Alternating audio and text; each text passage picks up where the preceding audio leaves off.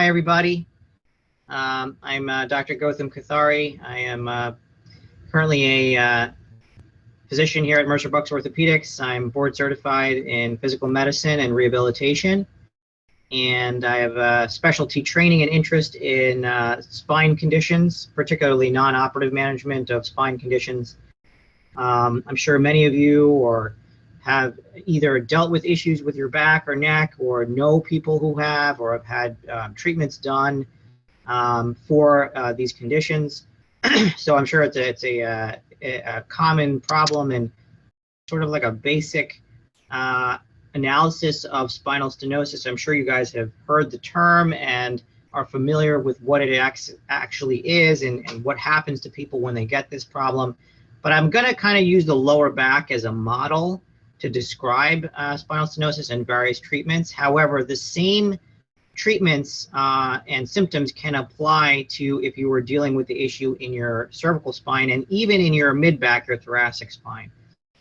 So let's kind of go through this. It's a pretty basic talk. I just wanted to get some of the treatments and diagnoses and symptoms kind of out of the way, and just, you know, kind of get you to understand what exactly is happening to you if you have this issue. But certainly there are a lot of other treatments that are up and coming that I haven't included in the talk, which certainly, you know, if there's some questions about, I may be able to answer at the end of the discussion. So let's start a little bit with this. I'm going to kind of run through. So I kind of want to just touch on the spinal anatomy. So in the lumbar spine, there are 5 vertebral segments, termed L1 or named L1 through L5. And in those vertebral segments, or around those vertebral segments, there are different parts of the anatomy. There's normal disc tissue, so everyone's heard of the term herniated disc before. There's the disc anatomy. Then in the back of the spine, there are the joints. And between the disc and the joints, there's actually a thin ligament that acts to stabilize the spine. So spinal stenosis, what it is actually a narrowing of the canal where the nerves exit out of the spine and go into the extremity. So the term stenosis actually means narrowing, and what it refers to is this space in here where the nerves are trying to come out. But what's happening is that as time goes on, the anatomy, the canal diameter shrinks and gets smaller. So what ends up happening is the nerves that come out of this hole or this opening get squeezed. And a lot of the times people use the term pinched nerve or irritated nerve or inflamed nerve. We use the word radiculopathy, which means nerve root inflammation or nerve root irritation. Stenosis is an entity which involves different things. So as you can see in the picture, disc problems are only one of the components of stenosis. The other component is the arthritis of the joints, which when they become arthritis, they cause pressure in another direction. And then also not pictured on the screen here is that the ligaments become hypertrophied or enlarged as time goes on. And that adds a third layer to how these holes can get narrow. So that's basically anatomically what can happen with stenosis. So classic symptoms for spinal stenosis, and some of you or many of you may have experienced this at some point in time. You can get pain, weakness, or numbness in the thighs, calves, or buttocks. And a lot of that distribution of the pain depends on where in the spine the stenosis is. If we're talking about the lower back, is it in the upper lower back? Is it in the mid lower back? Or is it in the lower part of the lower back? And depending on where it is, you can feel symptoms in different parts of the legs, because different parts of the lumbar spine correspond to different parts of the lower extremities. Generally with stenosis, it's an extension-based problem, meaning the more you stand and walk, or even sometimes if it's really bad, the more you are laying flat, like going to sleep at nighttime, you can get more symptoms, because in those positions, your spine is forced into an extended position, and that can cause pain. And it can, if the nerves get compressed enough, you can wind up getting other symptoms: numbness, weakness. Sometimes the legs can feel as though they're going to give out. A lot of the times the symptoms are alleviated by either bending forward or sitting down. So many of you, if you walk around the grocery store, supermarket, you'll see people kind of holding on to dear life to a shopping cart. or to something where they can kind of bend their backs forward and push, and that's how they're able to move forward. That's because in those positions, the spine is flexed. And when the spine is flexed, the pressure on the nerves goes down, and so people are able to move around with more ease. So that's very common for stenosis as well. We call it the grocery cart sign because a lot of times we'll see in the supermarket individuals bending forward, leaning on a grocery cart and pushing it, which allows them to move further and more freely without as much discomfort. So diagnostically, x-rays can be done when you see your doc in the office just to get a basic understanding of what's happening to the bony anatomy in the spine. The problem with x-rays for spine is that it does not show a complete picture. It is a good baseline imaging study that can detect fracture or instability, which is kind of what's seen here, and it can give the doctor a basic understanding of what might be happening in the spine, but it is not a complete picture. The MRI is generally a gold standard of the spine, and it shows the clinician everything that's happening there. So it shows not only the bony anatomy, which can be seen on an x-ray, but it shows the soft tissue, the discs, it shows the spinal canal, it shows where the nerves are exiting out. And generally, it's a very detailed study which will show just about everything that is going on there. CT scans can be useful in people who cannot get MRIs.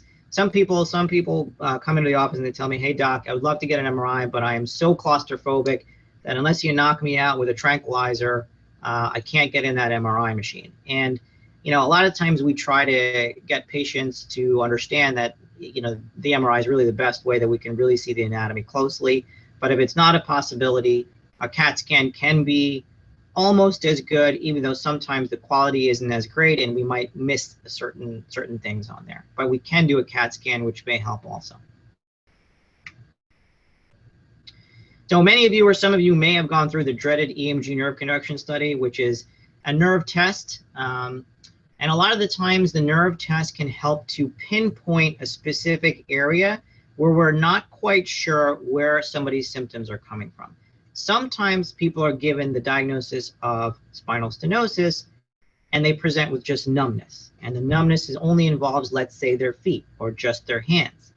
If we're not quite sure that even though on an imaging study they have spinal stenosis, but we're not quite sure that the spine is causing all of their symptoms, we will do an EMG. And the EMG can help to identify whether or not there's neuropathy, carpal tunnel syndrome, or some other source of an individual's symptoms. So if we're unclear about if an individual's symptoms are coming from the spine, or people have other medical issues which may cause other types of symptoms, neuropathy or tingling in the legs or hands, we'll do the EMG to kind of differentiate where the issue can be coming from. So treatment options, I'm just going to kind of go through this. Therapies, I mean, usually we start obviously with conservative management. The thing about stenosis is it is a degenerative condition. So what we want to do really is, because we cannot undo the degeneration that's already occurred, we try to find ways to help people function.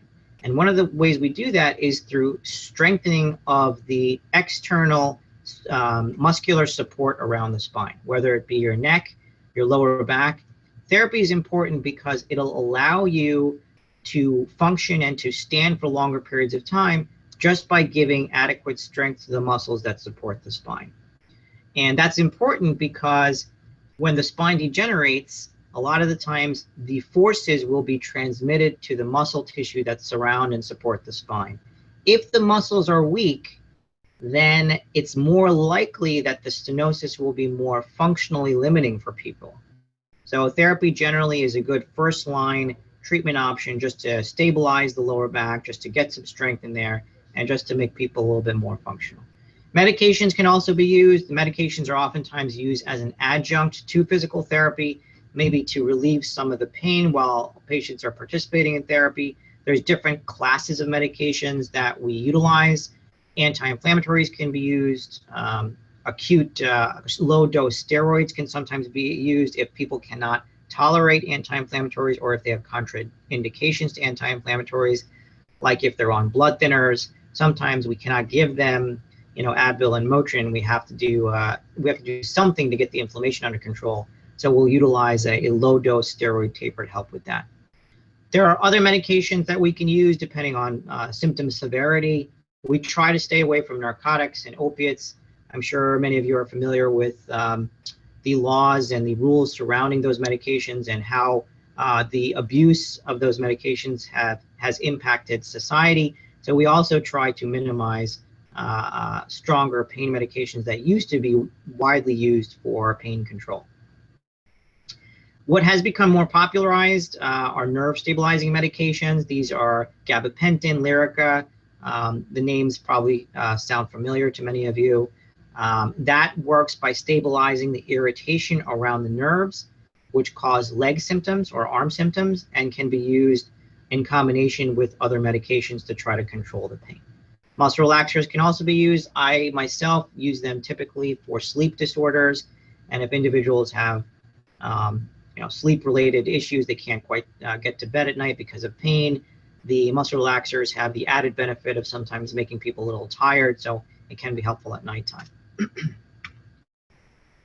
So I kind of want to just go through some of the treatments that are very commonly done for nerve compression and spinal stenosis conditions. Many of you, or some of you, may have gone through or have heard of epidural steroid injections. We use X-ray guidance to deliver the medication into the spinal canal where the nerves get compressed from stenosis. And the idea is to reduce the inflammation and relieve the pressure on the nerves. There's two different approaches to an epidural. One is called an interlaminar epidural steroid injection. That is also done with X-ray guidance. All of these treatments are actually done with X-ray guidance. So this is just a picture of what a fluoroscope or an X-ray camera would look like while we're doing the procedure. And usually we do it just to assure proper placement of the medication into the spinal canal. Usually what we're using is a steroid anesthetic solution that can be injected in there. And there's different approaches that can be taken in different parts of the anatomy that we can treat. So one of the types of the epidurals, which I started to talk about, is an interlaminar epidural. What that is we take one needle, stick it straight down, and spread the medicine out. It can be helpful if there is multiple levels of stenosis in the spine. If we're not sort of focusing on one specific nerve root, what we try to do is take a volume of fluid and inject it into a space where we know the medication will actually track up and down a couple of levels. So that's more of sort of like a blanketed treatment where we spread the medication out over a broader area. There's something called a transforaminal epidural, which actually gets the medicine closer to where the nerves come out. So basically, if we are able to identify through imaging, physical exam, or even a nerve conduction test, EMG test, that there's a specific nerve root that's involved with some of these symptoms, we can then isolate that nerve root and place the medicine specifically around there, kind of as the picture shows it there. Sometimes people present with just lower back or just neck pain, and they don't have any radiating pain at all. They don't have any symptoms in the legs. They don't have numbness, tingling. But their pain is worse with specific movements. They can't stand. They can't walk. They can't rotate their neck. And a lot of the times we will see on an X-ray or an MRI that the facet joints are badly arthritic. On this picture, this is actually an axial view or a sliced view of the MRI, where it's showing that these are the joints and they're arthritic. In this picture, there's fluid within the joints demonstrated by this white signal there, and that usually demonstrates arthritis of the joints. So oftentimes what we'll do is, depending on an individual's symptoms, we can target specifically the facet joints and put medicine into them. It depends on what somebody's symptoms are and what they're experiencing. A lot of times this treatment is done for isolated neck or low back pain without a radiating component. And again, these are things that you and your doctor would discuss, and it has to be the appropriate treatment and the appropriate imaging as well as symptoms in order to do this type of thing. There's also commonly the sacroiliac joint, which can be a pain generator. This joint is located in the buttock region. So sometimes, I'll see patients that come in and they just have isolated buttock pain. The pain doesn't travel. Sometimes it's worse when they sit. Sometimes specific movements causes pain to develop in this area. And the issue with it is that there is no imaging study that can truly identify whether the sacroiliac joint is causing symptoms. So if it is a strong clinical suspicion, what we will do is we will inject the joint under X-ray and see if the patient's symptoms improve.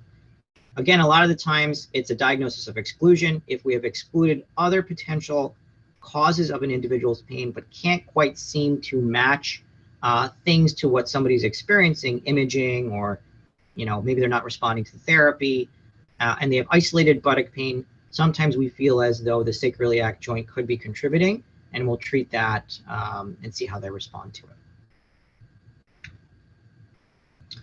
So a typical example of this is that you have a 70-plus-year-old patient, 1 year history of worsening back and leg pain. Pain is generally worse when individuals stand up and walk. They get some relief when they sit, but it's really affecting their quality of life. They can't play with their grandkids. They can't go for walks with their spouse. They're pretty debilitated by this stuff. Sometimes it's described as a toothache. Sometimes it's described as a sharp shooting pain, which can involve either extremity or both extremities. And they only really feel some relief when they're sitting down. They've gone through therapy, hasn't really worked. They come back to the office. We decide to get an MRI to look at the anatomy closer. The MRI comes back and it shows pretty bad narrowing and stenosis at a couple of different levels in the spine. So again, the individual has gone through a lot of the conservative treatment, hasn't worked. We decide to be a little bit more interventional and perform an epidural steroid injection. At 2-week follow-up, the patient notes a significant improvement, and then they're symptom-free for about 3 months. A common question that I always encounter when people come in is, how long is this treatment going to work for me, doc? What can I expect? Can I return to my activities? And I always wind up saying these are all great questions, and we don't have great answers for any of them. A lot of the reason is because it's highly subjective. It's individualized. Some people can get 6 months to a year's worth of symptom benefit from the treatment. Some people get less time, some people more. And a lot of times we do need to repeat treatment because these interventions are not curative. It's more of a management treatment rather. So it's usually very individualized. It does tend to work well. And certainly if people are not responding to the conservative treatment, the other things that I mentioned, the spinal injections can certainly be done. So take-home points. Generally, it's good to seek treatment early. When pain becomes chronic, in other words, if it's lasting for 6 months to a year, sometimes what ends up happening is that the interventional treatments become less effective. Generally, for more acute pain that is less than 6 months, a lot of the treatments, whether it be medication, therapy, injections, are generally more effective. When pain becomes more chronic, the brain and spinal cord become wired in a different way, and it just becomes a little bit more difficult to get a handle on those symptoms. It is important to understand that while there is no cure, the treatments can be very effective at managing the symptoms. Spinal stenosis can either be a radiological entity, meaning it's something that we just see on an imaging study incidentally, and individuals may not necessarily have the symptoms that follow the imaging to a T, or it could be a physical entity, kind of what I mentioned, individuals that have back and leg pain, worse with standing and walking, relieved by back flexion, bending forward, or sitting. So it really just depends on what somebody's experiencing. So it's important to note that we don't treat imaging studies. We treat an individual, and we only use the imaging studies to match what an individual is experiencing, and we tailor our treatment to that. And then the last take-home point is that it's really important to stay active, whatever that means for you: walking, jogging, training for a marathon, cycling, swimming. This is all good stuff, and what it does, staying active, aerobic exercise, brings blood supply to the spine and the lower extremities, and blood is actually what is responsible for healing tissue over time. So the more active you are, the more mobile you are, the more likely you will have less symptoms and less chronic pain from these conditions. That concludes the talk. more than happy to take questions if anybody has anything. So somebody is asking, they're not able to stay for the whole presentation. Will I be able to get access to a recording of the presentation? Sure, so I'll take that one for you. Yes, so this webinar is being recorded, and anyone who has registered for it, whether they were able to watch it live or were unable to watch it live, will receive the recorded version in a link and within the next week. So keep an eye out for that. Okay, I have another question here. I was told by a surgeon I have deterioration of the SI joint and did not have a hip replacement. Is this some form of spinal stenosis, and what is the treatment the same? So yeah, I mean, so as I went through in the presentation, certainly the SI joint can be a source of somebody's pain.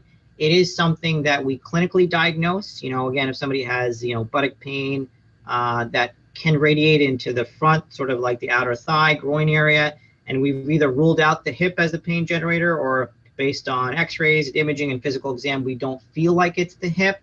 Certainly the SI joint could be contributing.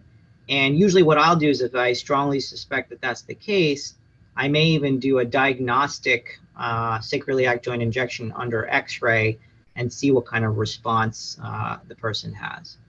So hopefully that answers that question.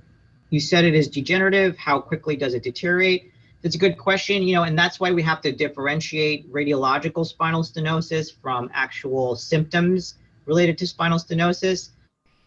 Basically, a lot of people may have findings consistent with stenosis on an x-ray or an MRI, but they just don't have those symptoms, so we can't follow the imaging study. It is degenerative, and it is something that will start in our 30s, believe it or not. I'm not, you know, most of the time 30-year-olds don't have symptoms consistent with stenosis, but they may have the start of it on an imaging finding. So we'll just kind of follow it, or we'll treat it in a certain way. So it really kind of just depends on what an individual is experiencing to determine if treatment is necessary or not. Are there things I can do to make it worse? You know, usually if it's stenosis, it's gonna pretty much be worse in the extended position. High impact activity is not great. A lot of it is strengthening of the core musculature to be more preventative and more proactive in terms of, you know, not getting it to a point where you need interventional treatment. So you generally want to just kind of stay active and, you know, be mindful of certain positions that are exacerbating your pain. Basically, pay attention to your body. That's the most important thing you can do. Do you do these injections in the office, hospital, or surgery center? And are you placed under anesthesia for these injections? Another good question. So at Mercer-Bucks, we have 2 locations where I perform these procedures. One is an office setting, and the other one is a surgery center. And it really just depends, honestly, on the type of procedure I'm doing and whether or not I think that the individual is going to need to be consciously sedated. Most of the time, whether I do it in the office or surgery center, I'm not sedating patients. I kind of feel like I would like to have some feedback from patients. So if something's going on during the procedure that I'm not aware of, somebody's feeling something, if they are sedated, I may not know, and that could be a problem. So ideally, I would like to not sedate patients. So I do the procedure in different locations depending on my availability and, you know, insurance regulations and things of this nature. But generally, I'm not sedating people for these things, and people do just fine with local anesthetic. What triggers the onset of lumbar spinal stenosis? Is it bad posture while at a computer or sitting, sports, overweight?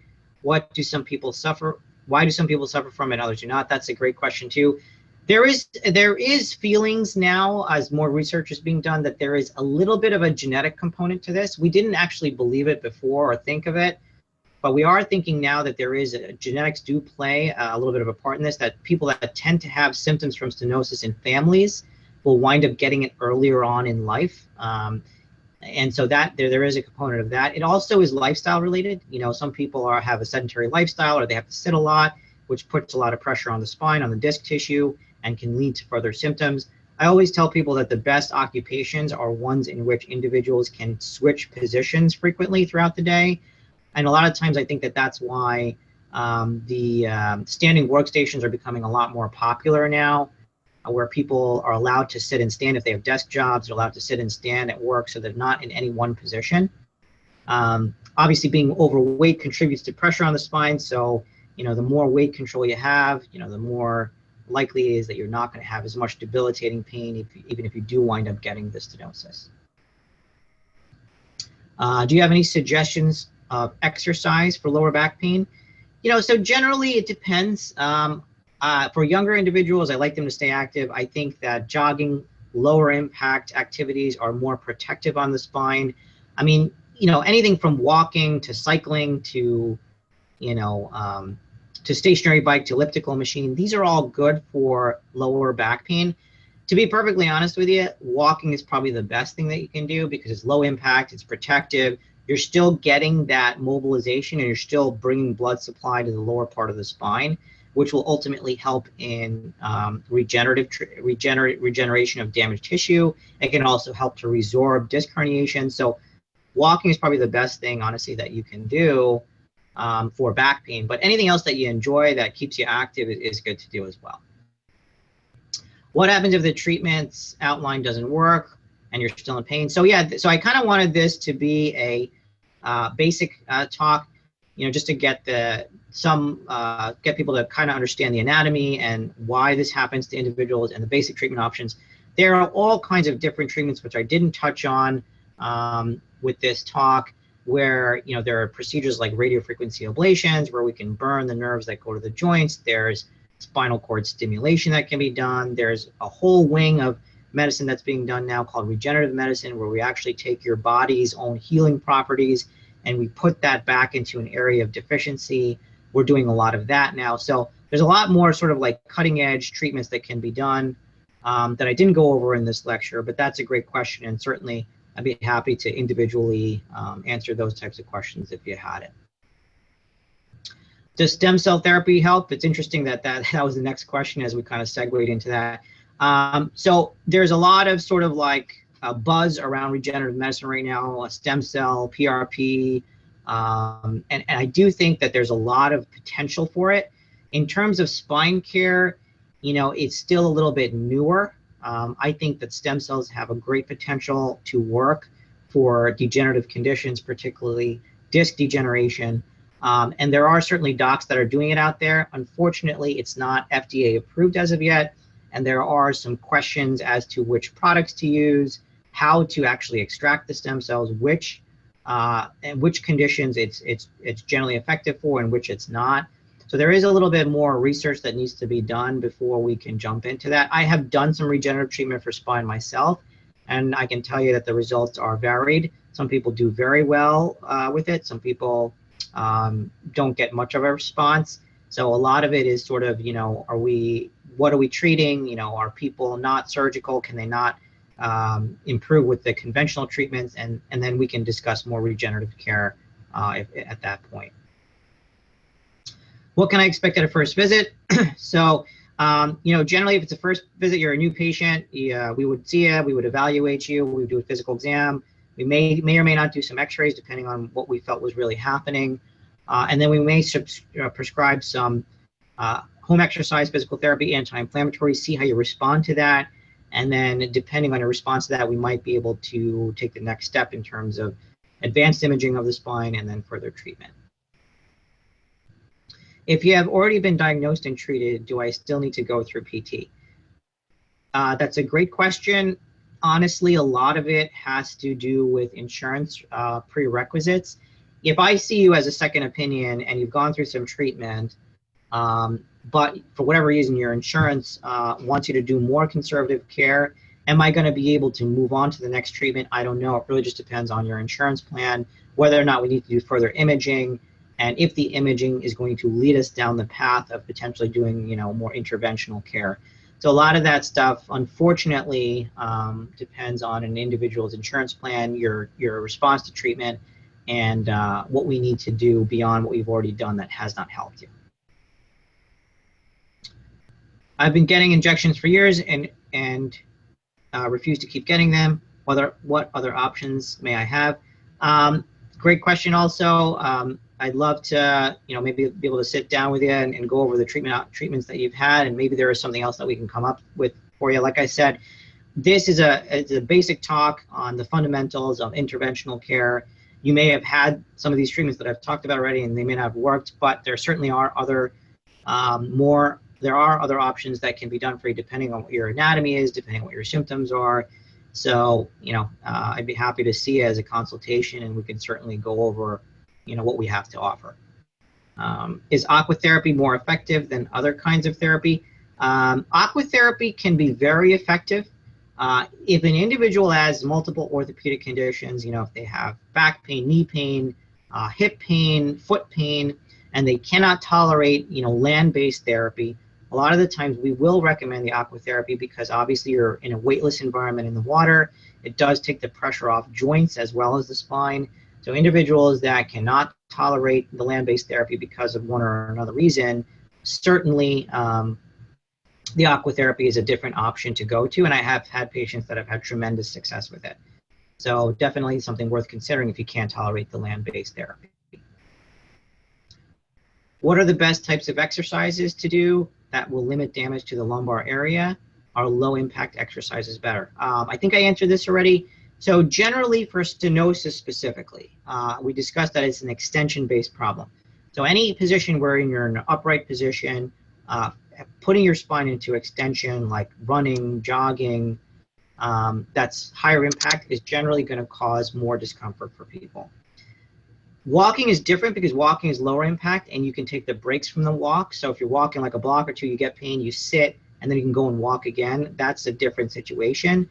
So generally any flexion-based exercise is better. So cycling, aquatic-based exercise is good, walking is good, elliptical is okay. Any sort of like lower impact flexion-based exercise is generally preferred over the higher impact extension-based one. I always thought stretching the spine like hanging from a door mantle is good since most back pain originates due to spinal compression. So what you're talking about there is traction, I guess. Interestingly, in the lower back, I'm just going to kind of touch on the lower back. The lower back tends not to be overly responsive to traction. I mean, some people get a decent response from it, but traction, sort of like stretching and separating the elements of the spine, does tend to work better in the neck rather than the lower back, for whatever it's worth. I mean, I've had people, tell me the opposite. I've people come in and tell me, their chiropractor does a decompressor treatment on them, or they have an inversion table and they get great response from that. And again, it's one of those things that's individualized. If somebody comes in to me with lower back and stenosis pain, I wouldn't want them to go and buy an inversion table. I would probably want them to, try it out if they know somebody that has it, or, has a friend or family member that has it, to try it out first, see if it's the right thing for them. And then there's no downside to getting it if you find it a benefit. To use X-ray dye when injecting the medication, I can't tolerate the X-ray dye, or there are other options. We usually do use X-ray dye. I have done procedures without X-ray dye. I have also done them where I prep patients first with medications that will help any allergic reaction to the dye. Usually the amount of dye that we use is so small that usually people that have a sensitivity to dye don't get much of a reaction. But if you are very sensitive, we can certainly pre-medicate you with some things that might prevent you from getting a reaction from the dye. If the first injection doesn't work, can a second injection be given? Yeah, absolutely. So it depends. If the injection, if you get 0% relief from injection, we probably have to either do the shot through a different approach, which is certainly possible, or we have to consider that what we originally thought was the pain generator is not in fact the pain generator. So then we have to move on and kind of think to where else the problem can be coming from. Now, of course, there are cases where individuals, for whatever reason, even though we expect them to respond, are just not responsive to the treatment, and that could just be an individualized thing.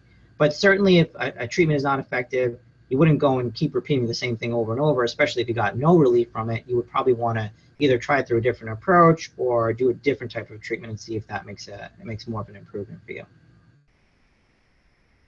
I was diagnosed with spinal stenosis about 5 to 8 years ago. I have had several injections which sometimes helped, sometimes didn't. Pain in back and really bad. Would you suggest another MRI be done and reevaluate considering the amount of time? Yeah, certainly. If you've had a bunch of injections and it hasn't worked, you know, is there something minimally invasive surgically that would be your next option? Certainly a new fresh MRI, looking at the pictures, looking to see how much the anatomy has changed would definitely be something worth considering. And like I said, you know, there are other types of treatments that are not just purely cortisone and anesthetic-based injection therapy that we offer that can be an option for people if they've gone through a lot of the traditional things that I've gone through and it hasn't helped. There are a lot of other things that can be done. So yeah, but certainly I would start by, you know, getting a fresh MRI if one hasn't been done in a couple years, and just take a look and see what's happening there. Does lifting small weights might make it worse? Generally not. You know, if you're using the appropriate mechanics to lift the weights, generally it's not something that should be causing increasing pain.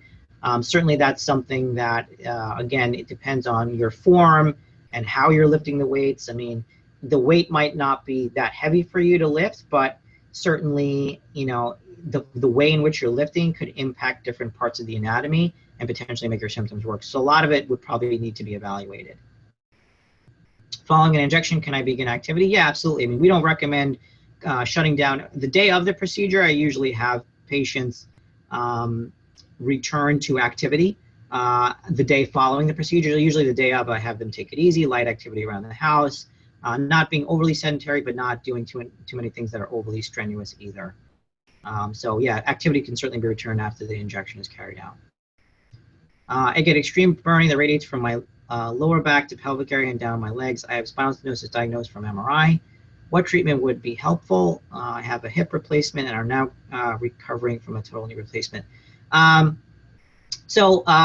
would prefer not to get into specifics of this stuff. You know, I'd be happy to see you and kind of go over treatment options that are available, but I can't really give you, you know, an exact treatment recommendation based on what you're saying your symptoms are. Certainly I'd have to go over the MRI, take a look at you, see how you're experiencing the pain. But certainly we could try injection therapy. You know, maybe an epidural would help at the level of stenosis seen on the MRI, depending on what your symptoms are. But that's something we would definitely need to go over, you know, during a consultation. Do you work with scoliosis and stenosis low? Certainly, yeah, we do treatment of stenosis with concomitant scoliosis.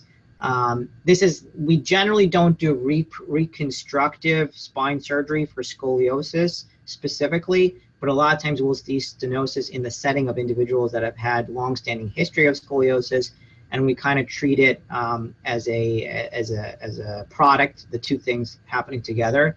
So there's certainly like physical therapy things that we can recommend, or injection therapies that we can recommend depending on whether or not the feeling is stenosis based or impaired muscular balance and muscular issues related to scoliosis. So a lot of the times those things go hand in hand. We try to address both of them. Hi, Dr. Kothari. I'm actually going to jump in here. I do know that you do have a few more questions. Yeah. However, I also know you have to start your afternoon hours. Yes. So I am going to jump in and kind of close this portion of this webinar out. If you would like to speak or to consult with Dr. Kothari at an appointment, just use the information on the slide in front of you, www.mbortho.com. Or you can call 855-896-0444 to schedule an appointment.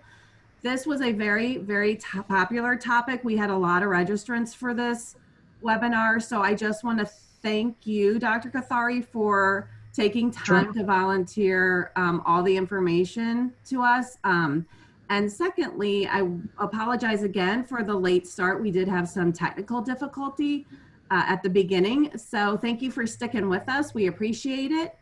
And again, I hope you all have a wonderful afternoon, and please contact me if you have additional questions. Thanks again. Thank you, Jen. Thank you.